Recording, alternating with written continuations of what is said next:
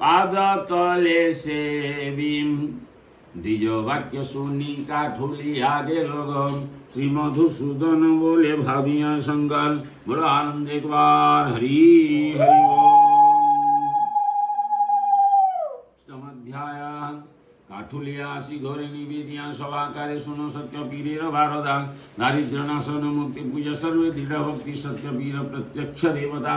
সর্বে মিলি চলো হাত চন্দন মূল্যতে কাম, যদি কিনা কোনো সুদাগন ওই তবে সত্য পীরে সত্য সভাকারে হাট পথে চলিল সদ্বল। হেলাল বিশ্বাস টাকা কাষ্টে পারল লক্ষ টাকা, সিন্নি দিলেন সত্য পীরে। পীরের কৃপার ফলে গুঞ্চে টেনা কোটি মূলে নানা রত্ন হইলা মন্দিরে। একদিনে পুণ্যকালে সবে মিলি নদী কূলে সত্য পীরে দিছিল শিরিনে। শোনা অপরূপ কথা এক সৌদাগর তথা জলে আসি বাহিয়া তরণে। কলিঙ্গ নগরে মা নাম রমা পতি দাস ধনে যক্ষ দানে কর্ণ দাদা।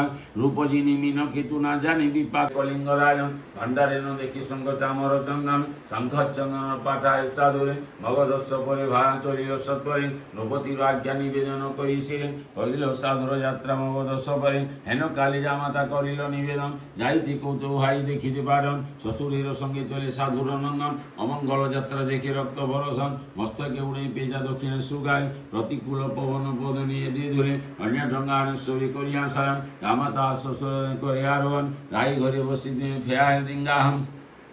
চৌদিক পড়িল শ্বেত চামরের আভা, দুর্গা দুর্গা করিয়া কন্যার বাহিত। প্রভঞ্জন বেগে বাই লম্ব ভারি